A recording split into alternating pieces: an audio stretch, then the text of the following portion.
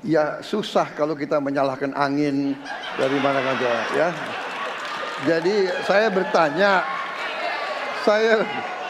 bertanya dengan anggaran segitu besar jumlah pendidik, ya, langkah-langkah yang bisa dilakukan untuk dengan real dalam 5 tahun mengurangi.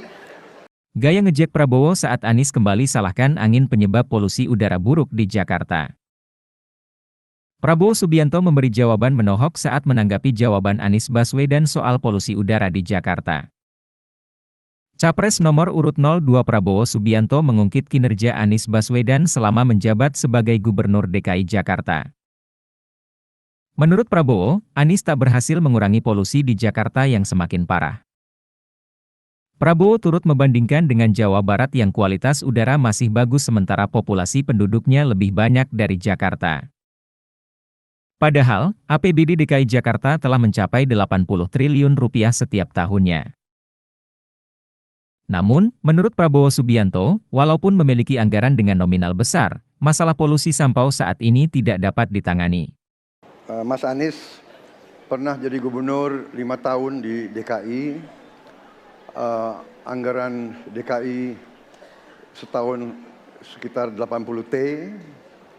Jumlah penduduk Indonesia DKI 10 juta kira-kira lebih. APBD Jawa Barat 35 T, jumlah penduduknya 50 juta, 5 kali DKI. Tetapi selama Mas Anies mimpin, sering sekali DKI menerima indeks polusi tertinggi di dunia. Bagaimana dengan anggaran 80 T, Pak Anies sebagai gubernur tidak dapat berbuat sesuatu yang berarti untuk mengurangi polusi? Terima kasih. Waktunya masih ada, Bapak? Sudah cukup? Baik, kita akan lanjutkan pada calon presiden nomor urut 1. Kami beri kesempatan untuk menjawab pertanyaan selama 2 menit, dimulai dari sekarang.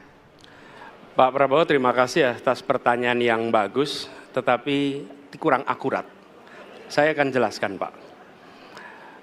Ketika satu daerah mengatakan di tempat kami tidak ada COVID, di tempat kami COVID banyak, lalu yang tidak ada COVID kami tanya, kenapa tidak ada COVID? Nah, kami nggak punya alat testing, Pak.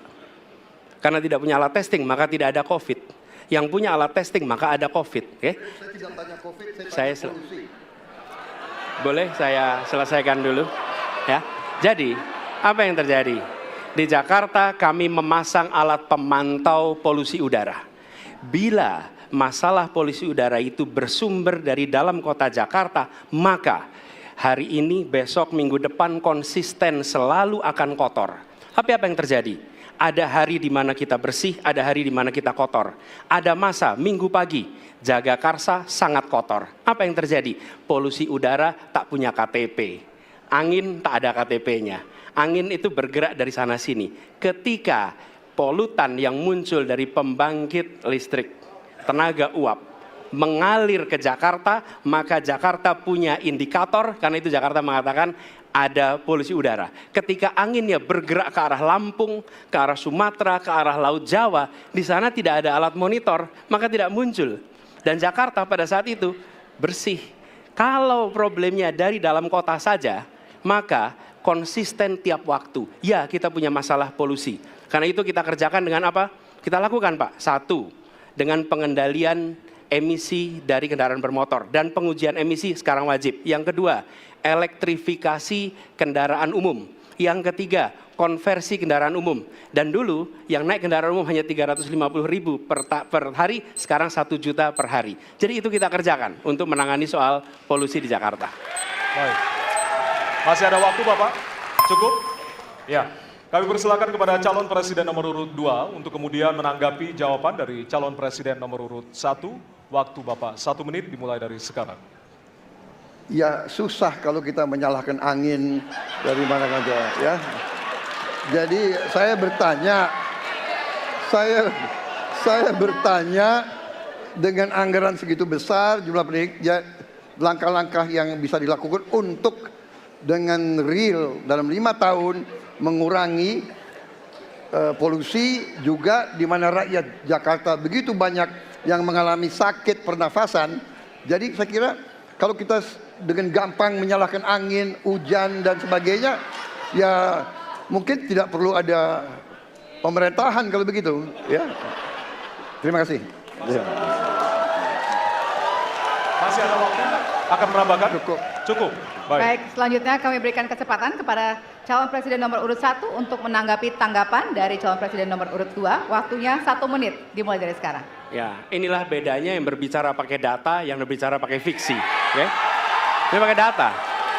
Jadi ketika ditentukan, ya memang ada sumber polutan dari dalam kota. Tapi kalau sumber polutan itu hanya dari dalam kota, maka Pak pakai logika sederhana sekali. Jumlah motor dari hari ke hari sama, jumlah mobil dari hari ke hari sama. Maka harusnya angka polusinya sama setiap waktu. Betul tidak?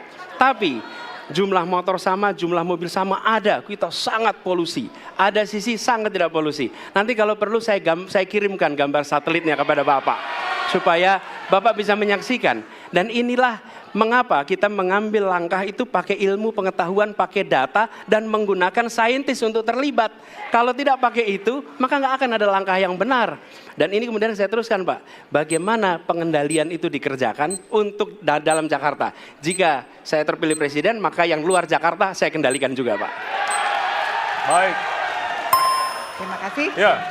Download Tribun X sekarang. Menghadirkan lokal menjadi Indonesia.